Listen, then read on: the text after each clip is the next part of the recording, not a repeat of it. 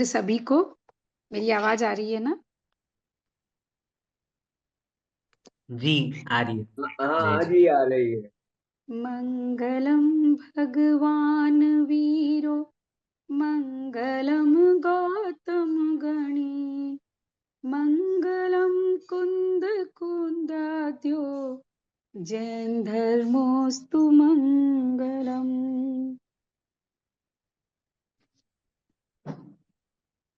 गुरुजी तो भाई को हार्दिक वंदन अभिनंदन करते हुए हम पुनः आज फिर से जुड़े हैं हर सोमवार की तरह समय सार की इस स्वाध्याय की यात्रा में। और आप सभी का इसमें बहुत-बहुत स्वागत, बहुत-बहुत अभिनंदन है। हम इसमें दिल से जुड़ते हैं और इस स्वाध्याय को करने में जो समय सार, जो महान ग्रंथ है आचार्य कुंद कुंदाचार्य द्वारा रचित, उसमें हम आगम की वाणी को आत्मसात करने का प्रयास करते हैं। और इसका सारा श्रेय जाता है जैन फाउंडेशन और हमारे गुरुजी को। तो गुरुजी और जैन फाउंडेशन का भी अभिनंदन करते हुए पिछली कक्षा में जो हमने किया था उसको सिर्फ 2-3 पंक्तियों में बोलते हुए हम आगे बढ़ेंगे कि पिछली कक्षा में एक तो बहुत सुंदर उदाहरण दिया था गुरुजी ने चमार का कि जो तृप्त है वह भोजन की ओर नहीं देखता, या जो तृप्त है उसकी निगाहें दूसरों के चीजों पर नहीं जाती, दूसरों के वस्तुओं पर नहीं जाती, भौतिक पदार्थों पर नहीं जाती। और लेकिन जो मूढ़ बुद्धि है वह यह मेरा है, यह मेरा होगा, यह मेरा रहा है, इस तरह की जो बुद्धि है वह बुद्धि जो है वह अभूतार्थ है। ऐसी जो कल्पना करता है वह व्यक्ति अभूतार्थ कहलाता है। और क्योंकि जो भूतार्थ है यानी जो सत्य को जानता है, जो आत्मा को समझता है, जो नित्य और अनित्य के भेद को जानता है, वह शरीर और आत्मा यानी जड़ और चेतन के भेद को भी समझ पाता है। और पिछली बार जो हमने 20, 21 और 22वीं गाथा एक साथ पढ़ी थी और उस गाथा में इसी बात को गुरुजी ने हमें बताया था कि हम यह जानें कि इस भेद को समझें कि जो एक नहीं है, यानी इस शरीर को हम अपना मान लेते हैं, आत्मा और मैं एक, ये शरीर और मैं यानी आत्मा और चेतन, जड़ और चेतन जो दो अलग-अलग वस्तुएं हैं, उसको काल्पनिक रूप से हम एक मान लेते हैं और यही हमारी मूढ़ता है, हमारी अज्ञानता है। तो अब मैं गुरुजी को आमंत्रित करती हूँ, गुरुजी आएँ और इस स्वाध्याय को आगे बढ़ाएं। बहुत-बहुत स्वागत और अभिनंदन है आपका। प्रणाम। समयसार ग्रंथ के 20, 21 और 22वें श्लोक गाथा का संक्षेप में सार बताया। इन तीनों गाथा का स्वाध्याय हमने पिछले स्वाध्याय में किया था। इन तीनों गाथाओं में जो बात कही है वो मुख्य रूप से सम्मूढ़ आत्मा और असम्मूढ़ आत्मा, सम्मूढ़ यानी मूढ़, मूढ़ यानी जिस पर मोह का तीव्र या बहुत ही घना आवरण छाया हुआ है, वो इस प्रकार की कल्पना करता है। वो यह सोचता है कि यह मैं हूं, यह मेरा है, या मैं था और मैं इनका होऊंगा। मतलब भूतकाल, भविष्यकाल और वर्तमान काल में पदार्थ के साथ, अचित्त के साथ जो एकत्व की बुद्धि हो जाती है, उसमें जो भ्रम उत्पन्न हो जाता है, उसकी बात बहुत स्पष्ट यहाँ की थी। अहम एदम, इदम मम, महम, अहम एदस्येव होमि, मम एहम, अणम जम परदव्वम, सचित्ता सचित्तमिस्सम वा। अर्थात सचित्त या अचित्त अथवा मिश्र, ऐसा जो परद्रव्य है, उस परद्रव्य यह मैं हूं या वह मैं हूं, यह मैं था या यह मेरा था। यह भविष्य में मेरा होगा या मैं भविष्य में उनका था, इस प्रकार का आत्मविकल्प आदव्यपम, जो आप 22वीं गाथा के पूर्व में देखेंगे तो वहां लिखा है आदव्यपम, आत्मविकल्पम। तो ये विकल्प कौन करता है? इस प्रकार के विकल्प करने का क्या कारण है, वो बात यहाँ बताते हैं। मिच्छा में दुक्कड़म, बीच में व्यवधान पढ़ने के कारण। तो यहाँ ये कहा कि इस प्रकार के आत्मविकल्प या इस प्रकार के विकल्प सम्मूढ़, जो मूढ़ आत्मा है, जो मोह से ग्रसित है, ऐसे आत्मा इस प्रकार का विकल्प करती हैं।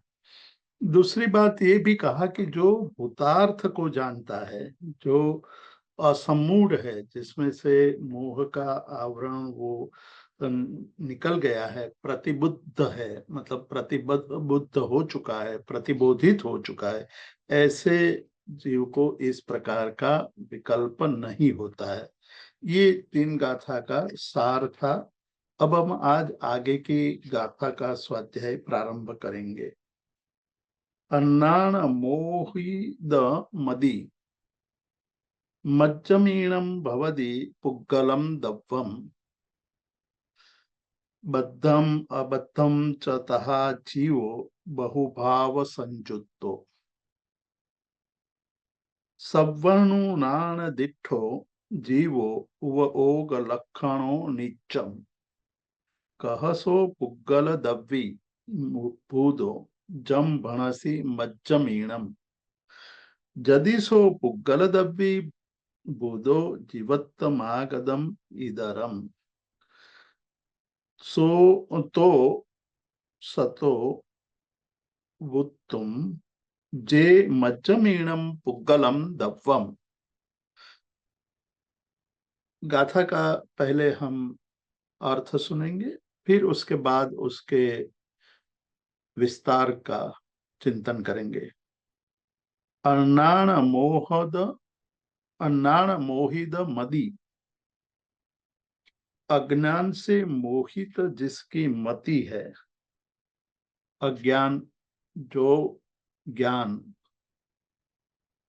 मतलब कि अज्ञान के 2 प्रकार के अर्थ हमें यहाँ लक्ष्य में लेने हैं। पहला अर्थ है ज्ञान का अभाव, जिसके पास ज्ञान नहीं है वह भी अज्ञानी है, और जो ज्ञान आत्म कल्याण में उपयोगी नहीं है, जो भव वृद्धि में निमित्त भूत है, जो संसार की वृद्धि करने में कारणभूत, वैसे ज्ञान को भी अज्ञान कहा है। तो अ का अर्थ हुआ अभाव, और दूसरे अ का अभाव हुआ विपरीत। जैसे अर्थ और अनर्थ, अर्थ का अर्थ होता है प्रयोजनभूत, और अनर्थ का अर्थ हुआ जो अनर्थ करता है, जो नुकसान पहुंचाता है। तो उसी प्रकार यहाँ अज्ञान का 2 अर्थ लेना है। जो ज्ञान का अभाव है, मतलब कि जिसमें सब में ज्ञान नहीं है, और दूसरा जिसमें आत्मज्ञान का अभाव है, अर्थात कि जो ज्ञान हमारी आत्मा को भव भ्रमण में ले जाने वाला होता है, वो ज्ञान भी अज्ञान है। ऐसे अज्ञान मोह मोहित, अज्ञान के मोह से मोहित हो गई हो जिसकी मति, ऐसी जिसकी मदी यानी मति है, मतलब अज्ञान से जिसकी मति मोहित हो गई है। बहुत सरल है, आप थोड़ा ध्यान रखेंगे तो आपको उसका अर्थ समझने में सरल हो जाएगा। मूल गाथा में अर्थ है अज्ञान, फिर दूसरा शब्द है मोहिद, और तीसरा मदी। अज्ञान, अन्नान का हुआ अज्ञान, मोहिद यानी मोहित, मदी यानी मति। मज्जमीणम भणदी पुग्गलम दव्वम, जिसकी मति, जिसकी बुद्धि अज्ञान से मोहित है, ऐसे लोग क्या कहेंगे? तो कहते हैं कि मज्जम ईणम पुद्गलम दब्बम, यह द्रव्य, यह पुद्गल द्रव्य मेरा है, इस प्रकार बोलते हैं या इस प्रकार का व्यवहार करते हैं। तो संसार में हम जो आज देखते हैं कि सभी लोग कहते हैं कि यह मेरा घर है, यह मेरा वस्त्र है, यह मेरा चश्मा है, यह मेरी घड़ी है। तो ये मेरा भाव कहाँ से आया, मेरा भाव आने के पीछे क्या कारण है? तो उसका जवाब यहाँ हमें मिलता है कि अर्नाण मोहद मदी, मोहित मदी, अज्ञान से मोहित जिसकी मति है वैसे जीव ये बात करते हैं। तो यहाँ मेरा जो है पुद्गल द्रव्य को, यह मेरा द्रव्य है, यह मेरी वस्तु है, इस प्रकार का वो चिंतन करता है या इस प्रकार की उनकी मान्यता होती है। और आगे कहते हैं कि बद्धम अबद्धम चतः जीवो बहुभाव संयुक्तो, जो जीव है वह बहुभाव संयुक्त, बहुभाव से संयुक्त जीव, बहुभाव अनेक प्रकार के भावों से। कैसे भाव है? तो कहते हैं कि मन में अलग अलग प्रकार के भाव निरंतर चालू ही रहता है, निरंतर वो सोचता रहता है, इसलिए वो बहुभाव संयुक्तो जीवो। बद्धम अबद्धम, बद्ध पुद्गल और अबद्ध पुद्गल द्रव्य को वो कल्पना करता है कि यह मेरा है, यह मेरी चीज है, मेरी वस्तु है, इस प्रकार का मन में विकल्प करता है। तो ये जो विकल्प है या ये जो मान्यता है, वो मान्यता केवल जो अज्ञान से मोहित मति वाले जीव है उसके अंदर उत्पन्न होती है।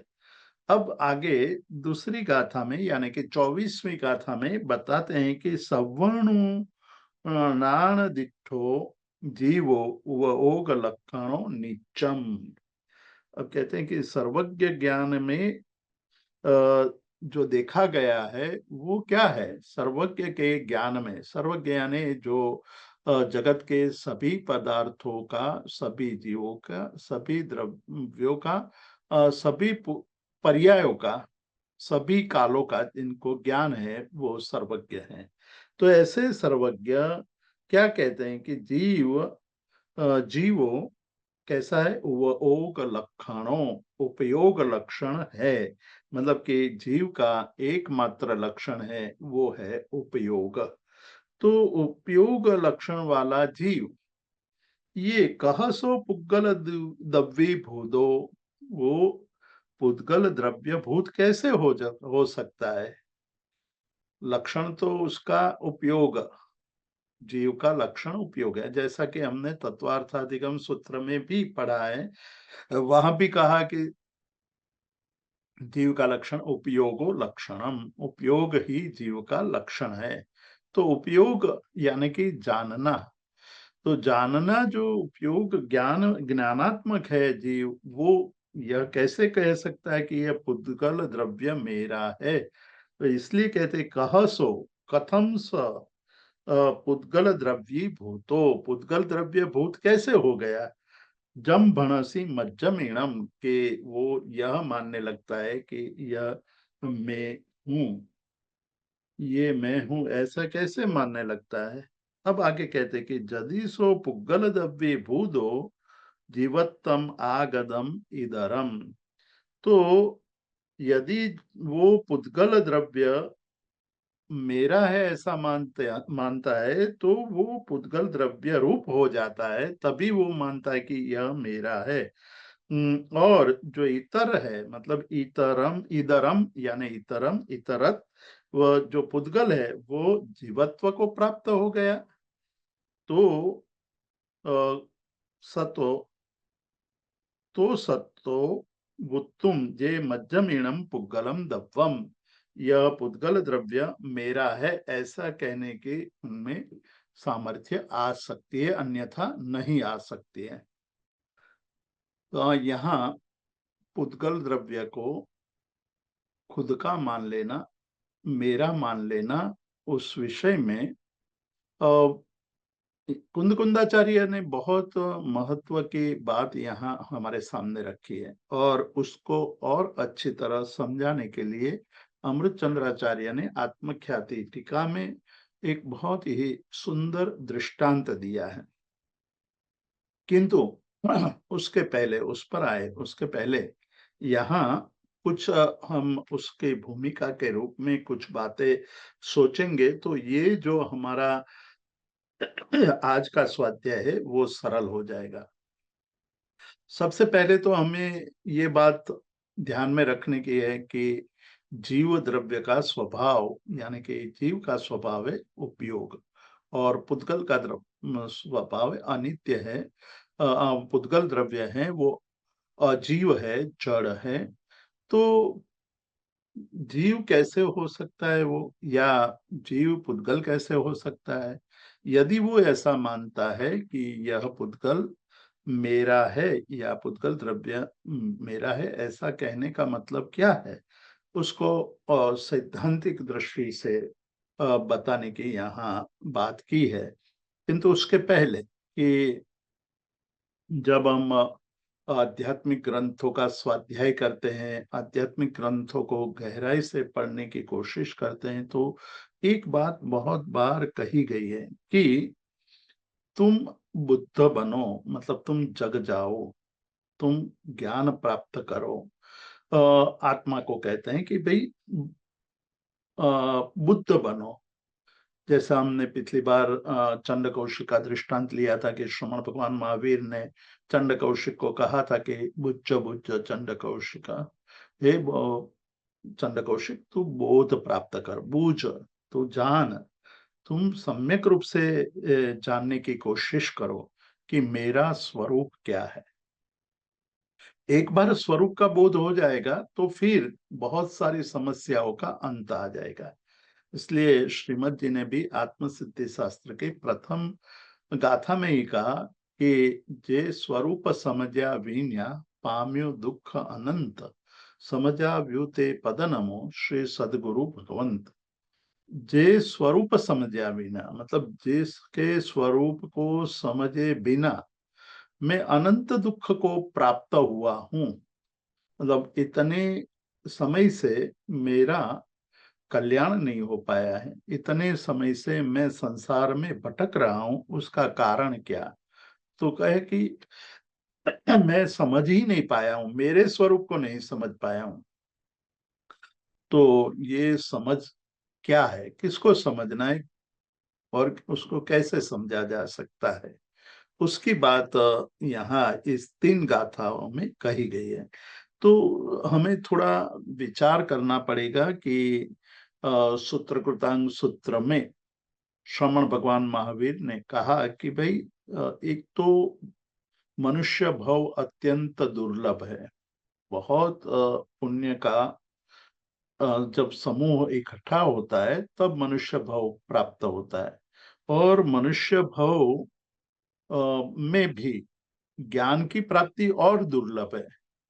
और ज्ञान की प्राप्ति हो जाए, समझ में आ जाए, श्रद्धा परम दुर्लभ है। तो ये क्रमशः एक एक दुर्लभ दुर्लभ दुर्लभ बातें बताई गई। तो यहाँ कहते हैं कि मनुष्य भव प्राप्त करना दुर्लभ है, और दूसरी बात है कि संज्ञा है, वृत्तियां पड़ी हुई है जीव में, जीव मात्र में वृत्ति है, मनुष्य में भी वृत्ति है, भय की संज्ञा है, वो सतत डरा हुआ रहता है। थोड़ा थोड़ा सा थोड़ी सी आवाज आ जाए, थोड़ा सा कुछ कोई दुर्घटना घट जाती है तो तुरंत वो डरने लगता है कि मेरे साथ भी ऐसा होगा तो मैं भी इसमें फंस जाऊंगा। तो ये डर होता है।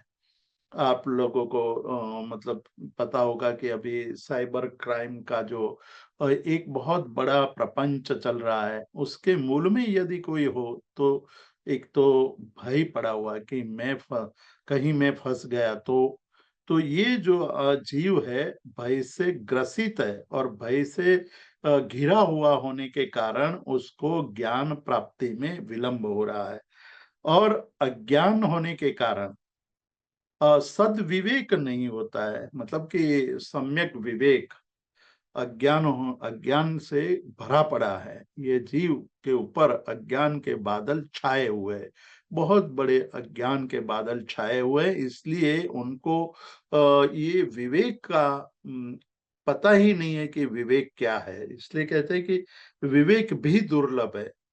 जिस प्रकार से मनुष्य भाव दुर्लभ है, वो उसी प्रकार मनुष्य भाव प्राप्त करने के बाद विवेक की प्राप्ति होना दुर्लभ है। दूसरी बात और आगे वहां श्रमण भगवान महावीर ने कहा कि लोक एकांत रूप से दुख रूप है, और दुख रूप होने के कारण इस संसार में लोकम शोक हतम च समस्तम, ऐसा ज्ञानियों ने बताया कि लोकम, ये लोक यानी संसार, यह विश्व, यह पूरा संसार, शोक हतम च, सभी को दुख है, कोई दुख मुक्त नहीं है। और उसके कारण, ये दुख के कारण वो भय से जल रहे हैं, डर से जल रहे हैं, और सभी जीव अपने अपने कर्म को अलग उल्टी तरफ से देखता है, विपर्यास है। तो उसको समझना है, विपर्यास को दूर करना है। जो अंदर पड़ी हुई उल्टी मति है, अंदर पड़ा हुआ उल्टा ज्ञान है, उसको समझना है। इसीलिए कहा गया है कि आपको जानना चाहिए। यदि आप जान ले सकेंगे तभी इससे, मतलब कि जो संसार में जो हमारे अंदर एक गलत धारणा बनी हुई है, उस गलत धारणा से मुक्त हो सकेंगे। तो ये गलत धारणा का कारण क्या है? तो कहते हैं कि बहुभाव संचुत्तो, यह जीव है बहुभावों से, अलग अलग प्रकार के अनेक भावों से वो घिरा हुआ है। इसलिए ये जो उनका मूल स्वभाव है, वो मूल स्वभाव में वो जा नहीं पाता है, मूल स्वभाव तक पहुंच नहीं सकता है।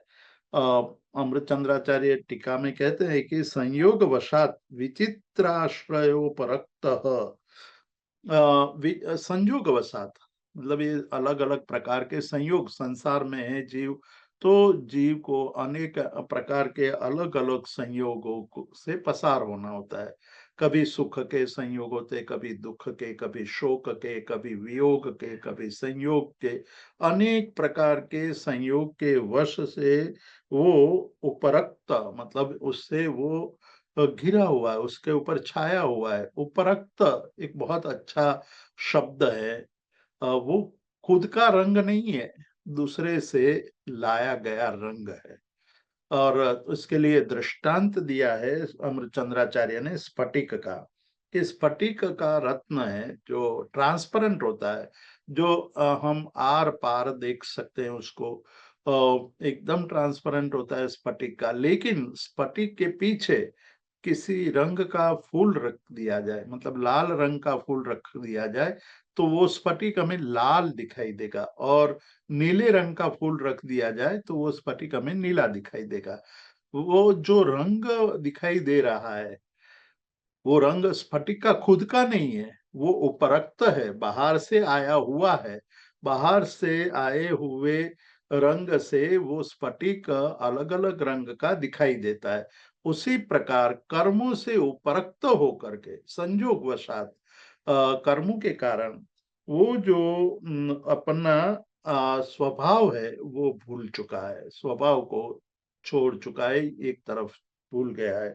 तो ये कहते हैं कि इति अत्यंत तिरोहित स्वभाव भावतया, अत्यंत तिरोहित मतलब इतना ज्यादा तिरोहित, छिपा हुआ है, इतना लंबा छिपा हुआ है, इतना घना छिपा हुआ है कि मूल स्वभाव को हम समझ ही नहीं पा रहे हैं। तो कारण तो बाहर से आया हुआ जो रंग है, कर्म का रंग है, कर्म का संयोग है, कर्म के कारण आत्मा के मूल स्वभाव को हम अत्यंत तिरोहित, अत्यंत तिरोभूत हो गए, अत्यंत ढक गया है हमारा स्वभाव। उसको एक दूसरे दृष्टांत से भी हम समझ सकते हैं कि जैसे चौमासे के दिन में, मतलब जब मानसून चलता है, वर्षा काल चलता है, तो उस वर्षा काल में जब काले घने बादल दिन में उमड़ जाते हैं, पूरा आकाश काले घने बादलों से छाया हुआ होता है, तब सूर्य का प्रकाश ढक जाता है। तो दिन होते हुए भी, सूर्य पूर्ण रूप से प्रकाशित होते हुए भी हमें रात्रि का अंधेरा दिखाई देता है। रात नहीं है, रात पड़ी नहीं है, परंतु जो काले घने बादल छा गए उसके कारण हमें रात दिखाई दे रही है, या रात्रि जैसा अंधेरा दिखाई देता है। उसी प्रकार, ठीक उसी दृष्टांत को हम इसके साथ मिलान करेंगे तो पता चलेगा कि हमारे ऊपर जो अज्ञान का विचित्र जो बादल है वो आत्मा पर छाए हुए हैं। वो आत्मा पर बादल छाए हुए अज्ञान के, इसके लिए उनका जो मूल स्वभाव है वो तिरोभूत हो गया है, तिरोहित हो गया है।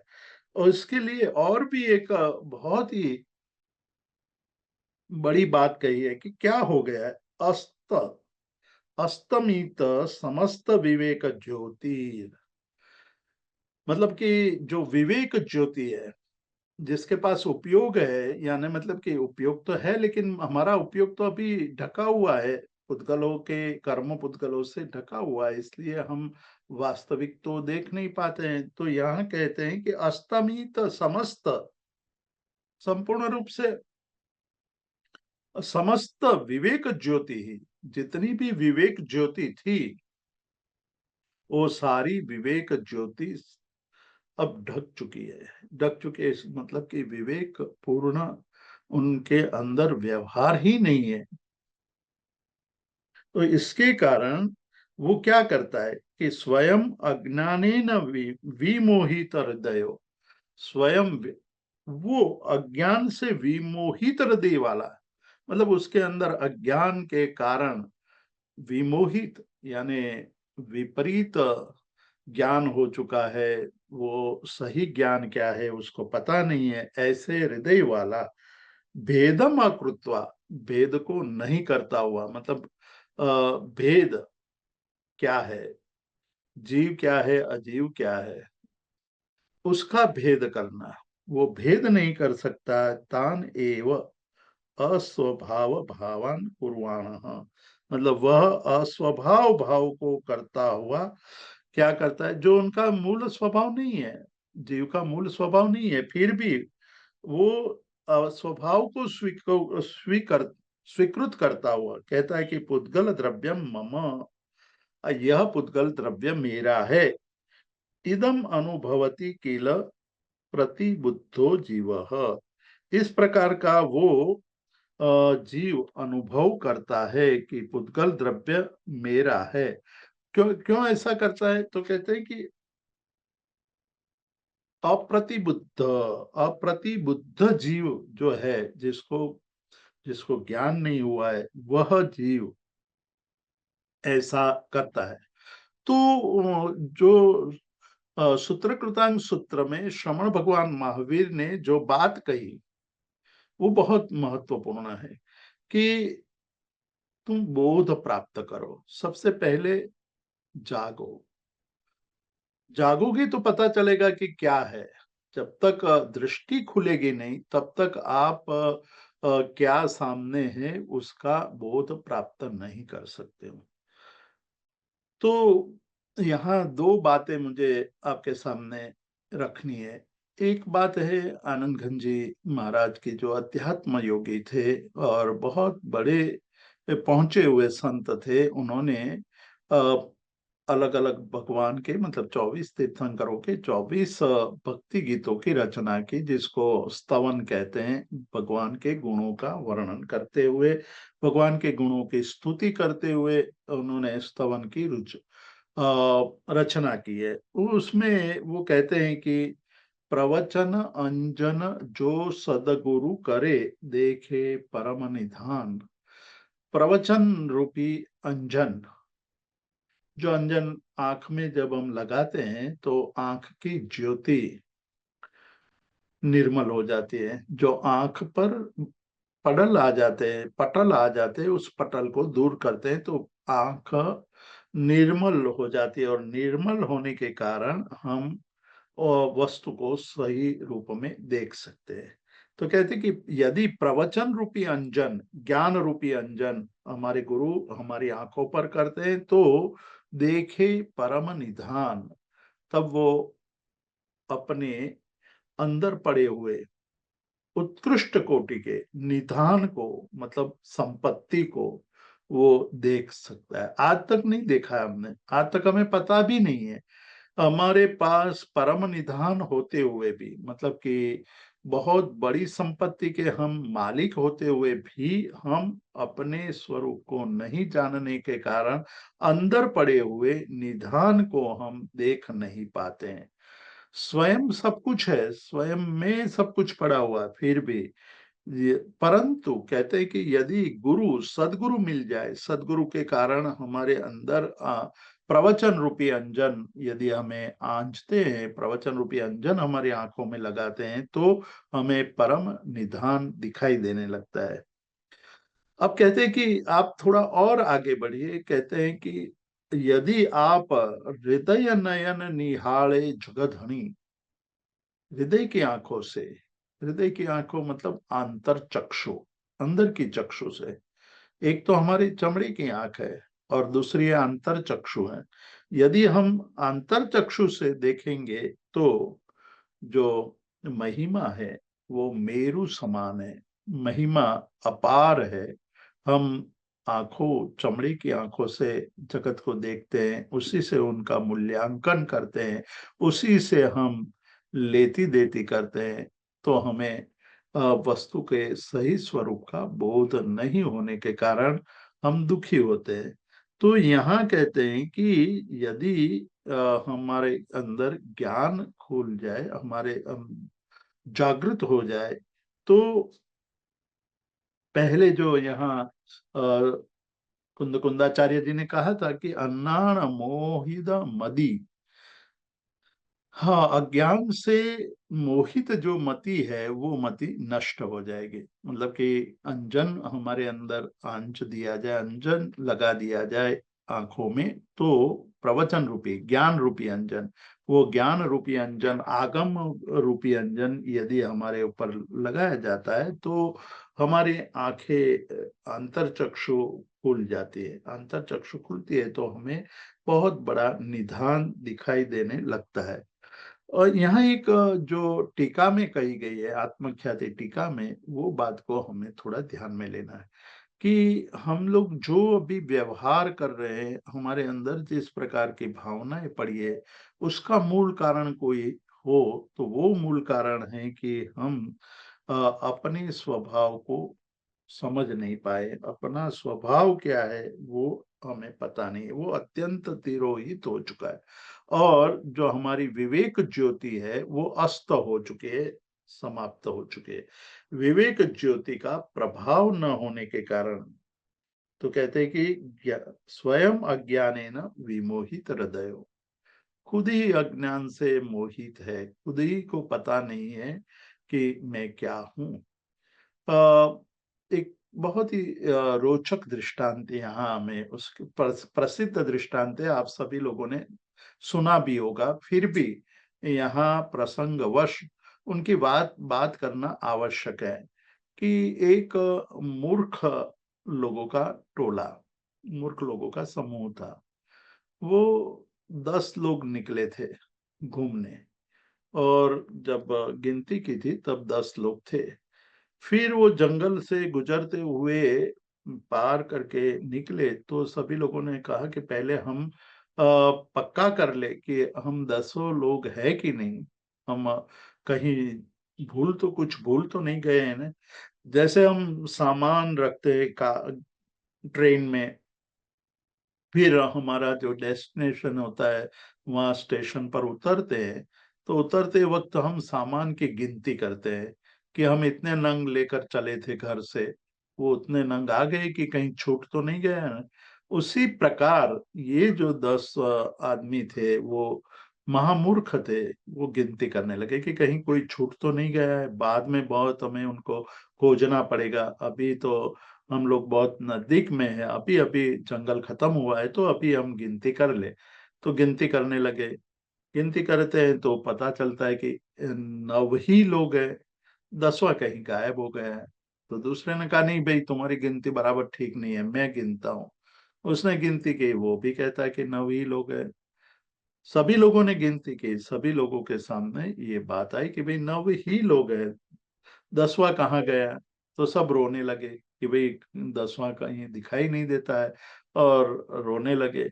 तब वहां से एक प्रबुद्ध आदमी निकलता है, उनको 9 को, जो 10 को रड़ते हुए रोते हुए देख करके वो पूछता है कि क्या हुआ। तो कहा कि भाई हम लोग 10 निकले थे और अभी 9 हो गए, अब कौन छूट गया वो हमें पता नहीं चल रहा है, और छूटा है कोई ऐसा हमें प्रतीत हो रहा है।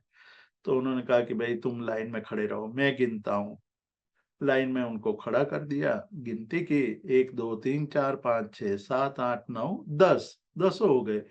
तो वो कहता है कि भाई तुम 10 लोग तो हो।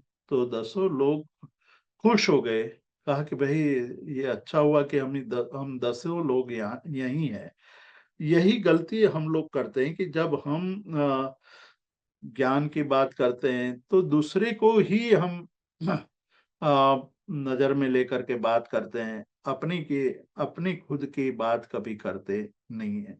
तो ये 10वां जो है वो हम खुद है, वो खुद को जानने के लिए कहते हैं कि बुच्छ, मतलब बोध प्राप्त कर।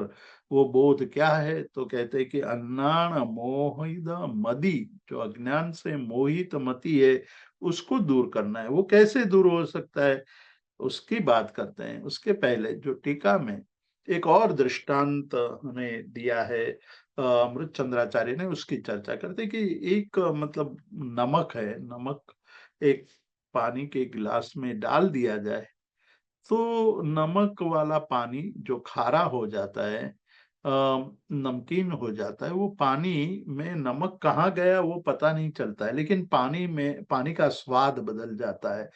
पानी में अब मधुरता नहीं रही, पानी में अब खाराश आ गई है, नमक जैसा उनसे स्वाद आने लगता है। तो जिस तरह से पानी के सभी अंशों में नमक घुल मिल जाता है, और नमक का सभी जो पुद्गल द्रव्य है वो पानी में घुल मिल जाता है, तो जिस तरह से पानी में नमक घुल मिल जाता है, उसी तरह ये जो हमारी आत्मा है उसमें क्या हुआ कि पुद्गल दब्बी भूदो, मतलब ये पुद्गल द्रव्य भूत हो गया है।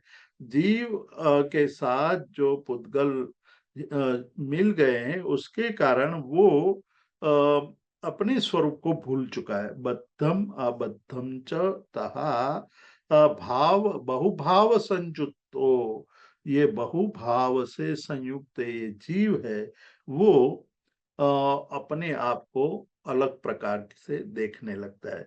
सवर्णो नान दिठो जीवो व ओग लक्षणों, सर्वज्ञ के ज्ञान में ये दृष्ट जीव है वो कैसा है, तो कहते हैं कि उपयोग लक्षण जीव है। और ये जीव उपयोग लक्षण वाला होते हुए पुद्गल द्रव्य रूप कैसे बन गया, और वो ये मानने लगता है कि यह मेरा है, यह पुद्गल जो है वो मेरा है। ये बहुत बड़ा आश्चर्य यहाँ कुंदकुंदाचार्य प्रस्तुत करते हैं कि बहुत बड़ा आश्चर्य कि जीव उपयोग लक्षण वाला है, फिर भी जब उनके ऊपर मोह छा जाता है तो वो पुद्गल को अपना मानने लगता है जो खुद का है नहीं। मतलब कि जो मेरा है वो तो मेरे साथ में ही रहेगा, वो कभी नष्ट नहीं होता है, और जो मेरा नहीं है वो कभी मेरे साथ आता ही नहीं है, वो सब छूट जाता है। तो उसके लिए हमें केवल इतना ही याद रखना है कि जो हम जन्म से पहले हमारे साथ नहीं था, और जन्म के मृत्यु के बाद जो हमारे साथ नहीं रहने वाले, वो मेरा कभी नहीं हो सकता है। तो जन्म के पहले कुछ हमारे साथ था नहीं, माता पिता भाई बहन ये सब कुछ नहीं था, और जन्म मृत्यु के बाद भी ये कुछ नहीं रहता है, तो वो मेरा कैसे हो गया? ये एक सामान्य दृष्टांत दिया, उसको शास्त्रकार की दृष्टि से और सूक्ष्म रूप से विचार करें तो पुद्गल जीव कैसे बन सकता है? क्योंकि पुद्गल तो जीव तो उपयोग लक्षण वाला है और पुद्गल तो जड़ है, उसमें उपयोग लक्षण है नहीं। परंतु जीव जब ये मानने लगता है कि यह पुद्गल मेरा है, तो उसका मतलब हुआ कि जीव है, पुद्गल स्वरूप बन गया। पुद्गल को अपने स्वरूप मानने लगा। तो कहते कि ये कैसे हो सकता है? जीव कभी अजीव हो सकता है? ये तो कभी हो ही नहीं सकता है। ये नित्य जीव है, वो जीव ही रहेगा, अजीव है वो अजीव ही रहेगा। किंतु जो अज्ञान के कारण यह पुद्गल मतलब जीव है, वो पुद्गल स्वरूप हो जाता है। और तब तो क्या होगा? तो इतर द्रव्य जो है यानी पुद्गल द्रव्य है, वो भी जीवत्व को प्राप्त कर लेगा। वो तो होता नहीं है, ये और यह होता नहीं है, इसलिए कहते हैं कि ये कैसे तू शक्तिमान हो गया कि यह पुद्गल द्रव्य मेरा है? पुद्गल द्रव्य मेरा है ही नहीं, मैं उसको अपने साथ कभी ले जा नहीं सकता हूँ, वो यही छूटने वाला है। स्फटिक का दृष्टांत फिर से हम लेते हैं कि स्फटिक चाहे उसके पीछे किसी भी रंग के पदार्थ को रख दिया जाए, तब भी स्फटिक का रंग कभी बदलेगा नहीं। वो जो निर्मल है वो निर्मल ही रहेगा। उसी तरह चेतन जो है, जीव जो है, हमेशा निर्मल है। राग और द्वेष की जैसे स्फटिक के ऊपर और अलग अलग रंग के पुष्प रख दिए जाते, फूल रख दिए जाते, उसी तरह हमारी आत्मा पर राग और द्वेष के उपाधि आ गई है, मतलब बाहर से लाए गए हैं। ऐसे ये अपने आप को कर्म युक्त, कर्म संयुक्त, कर्म के कारण अलग अलग भाव से मानने लगता है। तो कहता है कि ये संसार में अज्ञान से भरा हुआ यह जीव अपने को पुद्गल द्रव्य स्वरूप मानने लगता है।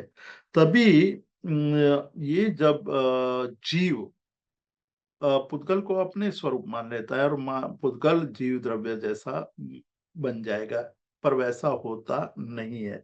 तो कहते हैं कि कभी कोई द्रव्य अपने स्वभाव को बदलता नहीं है।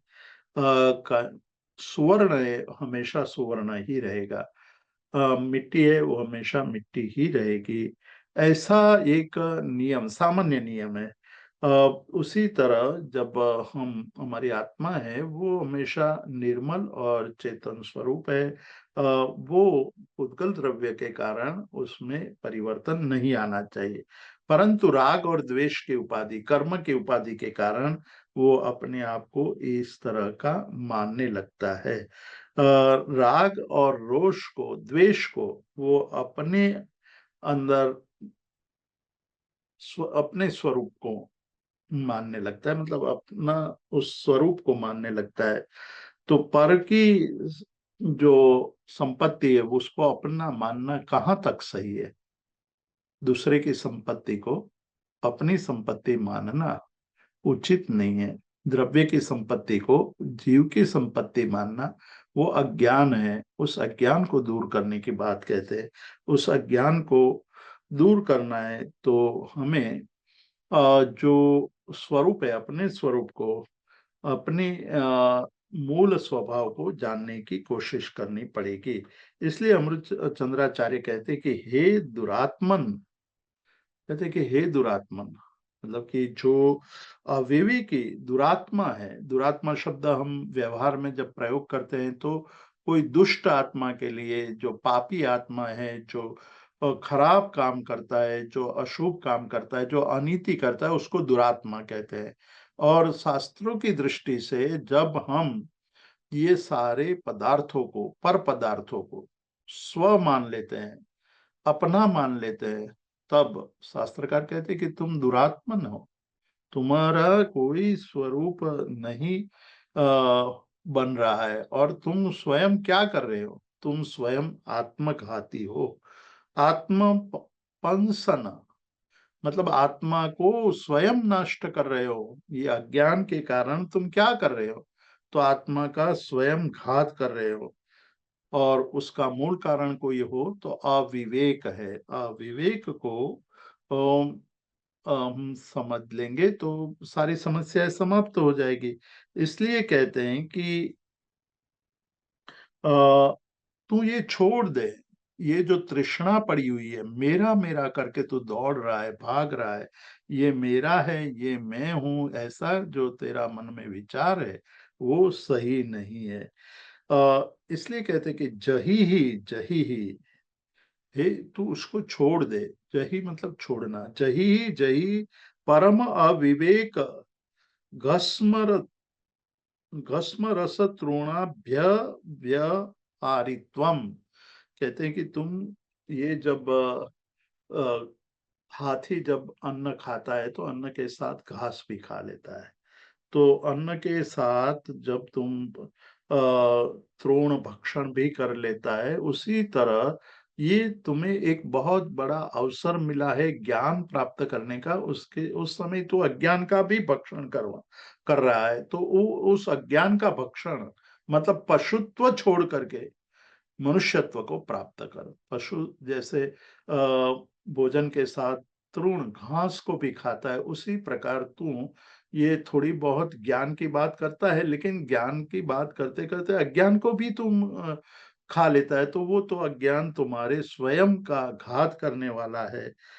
इसलिए कहते हैं कि तुम्हें तीन बातों को ध्यान रखना है संसार में। यदि अ, सुख प्राप्त करना है, आनंद प्राप्त करना है, शांति प्राप्त करनी है, तो पहले तो संदेह को छोड़ दो, संदेह का त्याग कर। तो कह रहे थे दूरस्थ दूर निरस्त समस्त संदेह। तू समस्त संदेह को छोड़ दे। हम हर एक चीज में संदेह करते हैं, शंका करते हैं कि यह सही है कि गलत है, ये पाठ करने से मुझे लाभ होगा कि नुकसान होगा। कभी कभी हम जुड़ते हैं, कभी हम सोचते हैं कि जुड़े कि नहीं जुड़े, इसमें मुझे लाभ होगा कि नहीं होगा, ये संदेह है। और संदेह के कारण तुम्हारा जो कार्य है वो सफल नहीं होता है। गीता में श्री कृष्ण कहते हैं कि जो शंका करता है वो नष्ट हो जाता है। तो जो हमारे अंदर संदेह शंका पड़ी हुई है, तब तक हम लोग सुख को प्राप्त नहीं कर सकते। जब हमारे अंदर से समस्त संदेह, सभी प्रकार के संदेह के शंकाओं का समाधान हो जाएगा, तब हमें हमारी जो विवेक ज्योति है वो जग जाएगी। विवेक ज्योति जगेगी तो आपको स्पष्ट दिखाई देगा। जैसे अंधकार है, बहुत घना अंधकार है, उस समय वहां कोई दीपक प्रगटा दिया जाए, तो दीपक की ज्योति से हजारों मण का, हजारों मतलब बोरियों का अंधेरा छाया हुआ हो तो वो तुरंत ही नष्ट हो जाता है। उसी तरह अनेक भवों का ज्ञान है, वो विवेक ज्योति जब जागृत होती है तो वो तुरंत ही नष्ट हो जाता है। तो कहते हैं कि संशयात्मा विनश्यति। श्री कृष्ण ने गीता में कहा कि संशय आत्मा विनश्यति। संदेह, उसी बात को यहाँ बहुत अच्छे शब्दों से कहा और बहुत ही स्पष्ट कहा कि दूर निरस्त समस्त, जिसने दूर कर दिया है, नष्ट कर दिया है समस्त सभी प्रकार के संदेह को। तो पहली बात यहाँ हमें ध्यान में रखनी है कि यदि सुख प्राप्त करना है, आनंद प्राप्त करना है, शांति प्राप्त करनी है, तो संदेह को दूर करना पड़ेगा। तो संदेह के दूर होने से ज्ञान की ज्योति प्रकट हो जाएगी। जब ज्ञान की ज्योति प्रकट होगी तो बहुत हमें आनंद का अनुभव होगा। जैसे अंधकार, कई सालों से पड़ा हुआ अंधकार कोई एकाध दीपक से नष्ट हो जाता है, उसी तरह अनेक भवों से या अनंत भवों से हम जिस अज्ञान को पालते आ रहे, वो अज्ञान जब ज्ञान ज्योति प्रकट होगी तो नष्ट हो जाएगी। तो पहले तो कहा समस्त दोषों को नष्ट करो। दूसरी बात कही कि दूरस्थ समस्त दूर निरस्त समस्त विपर्यास, मतलब जब हम विपर्यास को, मतलब हमारी मति ऐसी है, हमेशा उल्टा सोचती है, हमारी मति, हमारी बुद्धि हमेशा उल्टा सोचती है। कुछ भी नहीं है, सभी कुछ अच्छी तरह चल रहा है, फिर भी हम सोचते हैं कि शाम को यह हो जाएगा तो शाम को भोजन मिलेगा कि नहीं मिलेगा। अरे भाई, घर में रहने वाले हो आप, घर में ही सब कुछ करना है, घर में ही आपको भोजन पकाना है, फिर भी आप सोचते हैं कि शाम को मेरी नींद लग गई तो मैं भोजन नहीं बनाऊंगा, या बनाऊंगी तो मैं भूखा रह जाऊंगा। इस प्रकार का उल्टा सोचते हैं, मति हमारी जो होती है वो उल्टा सोचने लगती है। तो उल्टी मति के कारण, ये केवल बुद्धि की बात की है, लेकिन हमारे अंदर तो अनेक प्रकार की मान्यताएं, अनेक प्रकार की भ्रमणाएं पड़ी हुई है जो उल्टी ही है।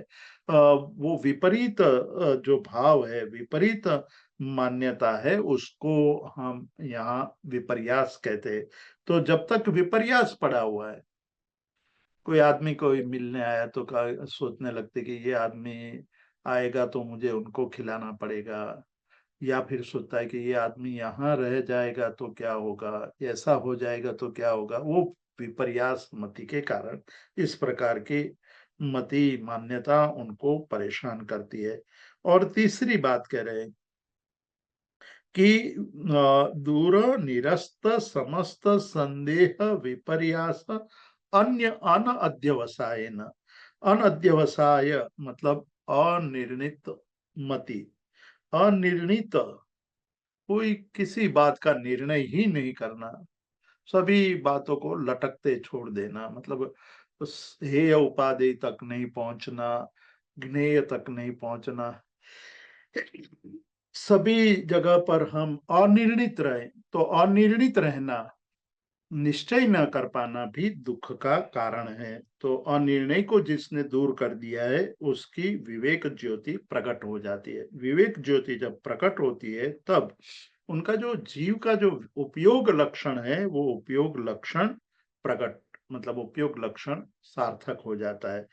तो ये जो उपयोग लक्षण हो जाता है, जिसके जीवन में संदेह नष्ट हो गया है, जिसके जीवन में विपर्यास नष्ट हो गया है, जिसके जीवन में अनिर्णित स्थिति दूर हो गई है, अनध्यवसाय नष्ट हो गया है, उसका उपयोग लक्षण विवेक ज्योति जागृत होने से कारण उपयोग लक्षण जागृत हो जाता है। तो कहते हैं कि जब उपयोग लक्षण जागृत होता है तो वो पुद्गल द्रव्यीभूत कथम भूतम, वो पुद्गल द्रव्य वाला कैसा हो सकता है। उस और जब विवेक नष्ट हो जाता है तो वैसी ही स्थिति हो जाती है। तो द्रव्य जो जीव द्रव्य है वो तो नित्य उपयोग लक्षण है। इसलिए हे जीव, तू हमेशा अपने जीव को उपयोगवान बना। वान बनने के लिए कहते हैं कि परचक्र का जो आक्रमण है उसका तू खंडन कर दे, उसको नष्ट कर दे। पर चक्र यानी पर पदार्थ का हमारे पर जो साम्राज्य फैल चुका है, चक्र का मतलब है साम्राज्य, तो पर का यानी कि पर पदार्थ का साम्राज्य इतना फैल चुका है, उसको यदि आप दूर कर सकते हो, उसके आक्रमण को दूर करके चेतन का राज यानी कि चैतन्य जो जीव का उपयोग लक्षण है उसका जागृतिकरण कर सकते हो, तो आपको कोई इस संसार में दुख रहेगा नहीं। तो इस प्रकार हमने ये 3 श्लोक का यहाँ स्वाध्याय किया है। कुछ बातें अभी और भी कहनी है, उसकी चर्चा हम अगले स्वाध्याय में करेंगे। जिनेंद्र सर, निक्षेप का मीनिंग क्या होता है? निक्षेप निक्षेप यानी पदार्थ को, अर्थ को या किसी भी वस्तु के अर्थ को बराबर समझने के लिए अलग अलग बातों में उसका अर्थ सोच करके जो सही अर्थ है उस सही अर्थ तक पहुंचना। मतलब जैसे नाम निक्षेप, तो महावीर शब्द कोई बोला तो उस महावीर शब्द का अर्थ हम कैसे निकालेंगे कि महावीर अर्थात महावीर स्वामी या महावीर या अर्थात हनुमान या महावीर नाम की कोई व्यक्ति या महावीर नाम की कोई व्यक्ति का फोटो, तो जब कोई ये कहेगा कि भाई महावीर को मैं नमन करता हूँ, तो हम उसके अर्थ को समझने के लिए कि भाई यहाँ नमन तो किसी व्यक्ति को तो नहीं हो सकता है, कोई तीर्थंकर के नमस्कार हो सकता है या कुछ ऐसा हो तो उसको नमन करना होता है, तो वह हम उसको तीर्थंकर के रूप में शब्द का अर्थ लेंगे। लेकिन कोई ये कहेगा कि अभी महावीर अभी गया है, उसको बुला लाओ, तो वहां महावीर नाम की व्यक्ति को बुलाने की बात कही है, वहां महावीर स्वामी को बुलाने की बात नहीं है। तो शब्द के अर्थ को समझने के लिए जो अलग अलग उसका निक्षेप करना, अलग अलग घटनाओं में निक्षेप करना, उसको निक्षेप यानी स्थापित करना या उसका वहां स्थापन करना और अर्थ को समझना, वो निक्षेप है। अच्छा sir, thank you sir, thank you. तो सर द्रव्य और भाव निक्षेप में क्या फर्क पड़ता है? द्रव्य निक्षेप का मतलब है कि जहां उपयोग नहीं है, वो उपयोग शून्य जो हमारा भाव है, क्रिया है, उपयोग शून्य क्रिया, उसको द्रव्य कहेंगे, और उपयोग पूर्वक की क्रिया होगी तो उसको भाव कहेंगे। तो द्रव्य निक्षेप का मतलब है कि जिसमें उपयोग नहीं है किंतु उपयोग क्रिया नहीं है। है, या कोई भी क्रिया कर रहे हो लेकिन वहां जैसे बगला है, वो बगुला एकदम एकाग्र हो चुका है, तो उसका एकाग्र होना ध्यान नहीं है, वो द्रव्य निक्षेप से ध्यान हुआ। और कोई मुनि है, वो ध्यान कर रहा है, तो वो उसको ध्यान कहेंगे, भाव से ध्यान कर रहे हैं। अच्छा, उपयोग है उसमें सर। हाँ, हम्म। Thank you very much sir, thank you. बहुत बहुत धन्यवाद देते हुए गुरुजी को और जितू भाई को और आप सभी को जो आज की कक्षा को सुन रहे थे, आज के स्वाध्याय को कर रहे थे। और आज के स्वाध्याय में जो मुख्य बात थी वो यही थी कि पुद्गल यानी कि यह शरीर और उसके अलावा जितने भी भौतिक पदार्थ हैं और जड़ और चेतन जो हम हैं, उन दोनों के बीच के अंतर को आज हमने बहुत सारे दृष्टांतों से समझा है।